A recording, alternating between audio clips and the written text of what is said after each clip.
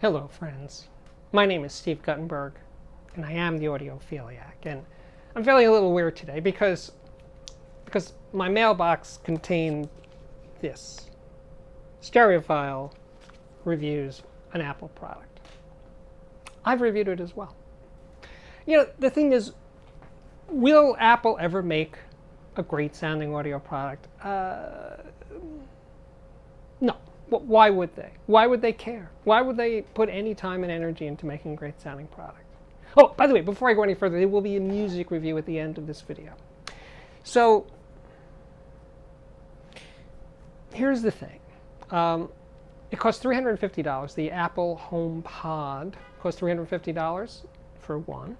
It's got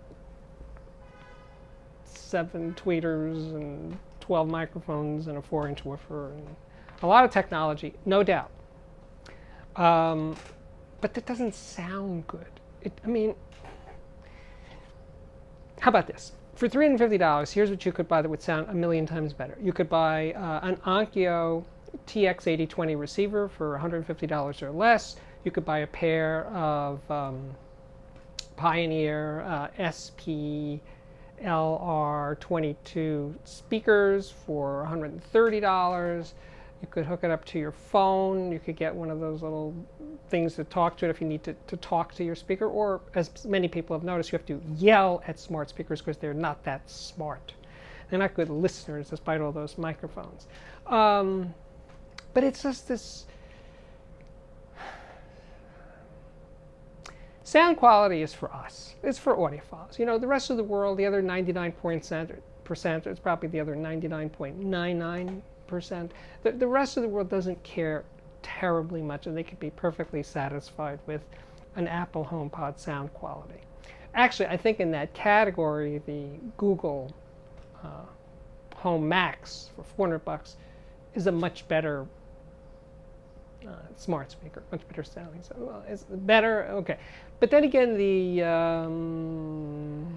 Sonos ones, or Plays, or whatever they are, the stereo, you could buy 2 of them, and they're smart speakers for $350, or you can when they're on sale. And since they're in stereo, they sound better than that too. So, you know, their options are out there for everybody, right? But will Apple ever make a great sounding product? They choose not to. I mean, their earbuds, like those wireless ones I see everywhere on the subway, they just, they don't sound good. And by the way, since they don't block external sound that well, you're just hearing the roar of the subway. And I digress. Will Apple ever make a great sounding product? No. Why would they? It's not their ballywick, you know, and that's not what they're in business for. They're in business to sell phones, as far as I can tell. iPhones is what they're... You should change the name to the iPhone company, because that's what they're really here for. I've been using Apple products for a really long time, and I'm not an Apple hater. I just see them for what they are. They're a giant corporation that has lost their way since they lost their leader, and they seem to be apparently rudderless. So I don't have any imagination. I can't imagine why they would ever make a great sounding product. It's not their thing. Anyway, so much for Apple. But let's get to the subject of today's music review. It's actually 2 albums that came out about a year apart. So it's Dr. John Plays Mac Rebenack, however you pronounce his name. And what's really cool about these 2 records, this one and this one, is it's just Dr. John on piano. There's no band. And he plays his tunes, he plays cover tunes, and he's just wailing. And it's so great to hear Dr. John hitting that piano. That's what makes it good. You know, he's a really great piano player. But usually on the songs, it's covered up by other instruments, and, you know, he's really doing songs. But here a lot of these are instrumentals.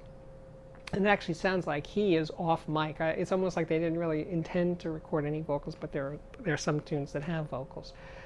But if you're into Dr. John, or if you're into New Orleans music, and you want to hear a master, I would recommend checking these 2 out. They were recorded in the early 1980s.